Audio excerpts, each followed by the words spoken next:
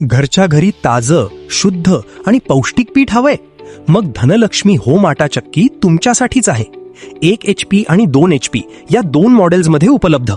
फक्त घरगुती लाईटवर चालणारी ही आटा चक्की 1 किलो दळणासाठी अवघा 60 पैशांचा खर्च करते. ऑटोमॅटिक स्विच ऑफ, ISI प्रमाणित उच्च प्रतीची मोटार, वेगवेगळ्या धान्यांसाठी वेगवेगळ्या जाळ्या, कमी आवाज आणि मजबूत बॉडी, शिवाय फायनान्सची सुविधाही उपलब्ध. धनलक्ष्मी होम आटा चक्की, प्रत्येक घासात 100% ताज्या पिठाचा विश्वास.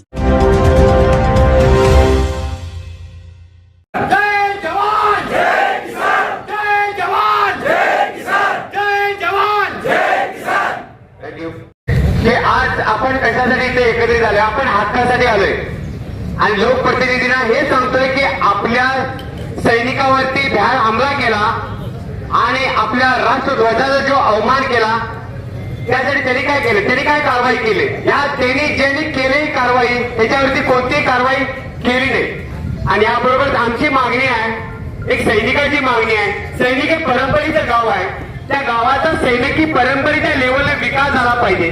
आम्ही काय मागतो? मुलांना खेळासाठी ग्राउंड पाहिजे, त्यात सर्वांची मुलं खेळतील. एक केंद्रीय विद्यालय पाहिजे. सदरग्याजवळ एक केंद्रीय विद्यालय होत आहे कर्नाटकामध्ये आणि कोल्हापूर जिल्हा, सातारा जिल्हा, सांगलीमध्ये केंद्रीय विद्यालय नाही. पण ते जर केंद्रीय विद्यालय असलं, CBSE पॅटर्न मध्ये जर एज्युकेशन सर्वांना मिळालं, शेतकरी वर्गाच्या मुलांना पण, सैनिक स्कूलच्या मुलांना जर मिळालं प्रत्येकाला, तर काय प्रॉब्लेम आहे? आज 5 ते 6 गाव आहे, तिथं पूर येतो. तर पुरासाठी काय, तर हेलिपॅड ग्राउंड आणि त्याच्यासाठी जर इन्फ्रास्ट्रक्चर जर झालं तर काय वाईट आहे?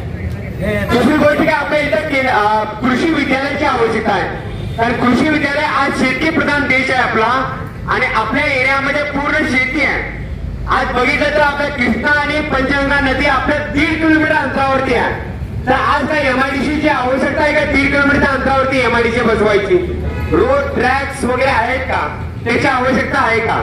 शेती प्रधान आपला देश आहे, तर शेतीसाठी आपली जागा जास्तीत जास्त आहे. अहो, ग्रीन झोन मध्ये जागा आहे आपली, तर ग्रीन झोन मध्ये जागामध्ये डेव्हलपमेंट काय करायची आवश्यकता आहे MIDC ची.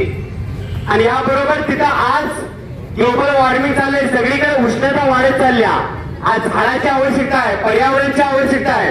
त्यासाठी जर आपण ऑक्सिजन पार्क बनवला तर हे आपल्या येणाऱ्या पिढीला, आज आपण 50 वर्षाचा आहे, 20-25 वर्षात आम्ही निघून जाणार. कारण आमची मुलं जेव्हा येणार आहे बघणार की आमच्या पूर्वजांनी काय दिले आपल्याला.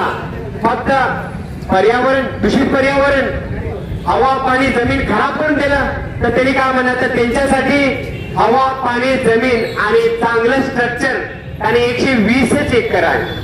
त्यामध्ये कुणाचंही अतिक्रमण नाही. डॉक्युमेंट तुम्ही खोलून बघा, काही अतिक्रमण नाही आहे, आहे तेवढं दिलेलं आहे. आणि त्या जागेमध्ये जर चांगला सैनिकी विकास झाला तर आपल्या गावासाठी, आपल्या तालुक्यासाठी फार उज्ज्वल होते. आम्ही कोणतेही कुणाला हात उचलणार नाही, बोलणार नाही, शिवी देणार नाही. आपल्या हक्कासाठी आपण लढतोय.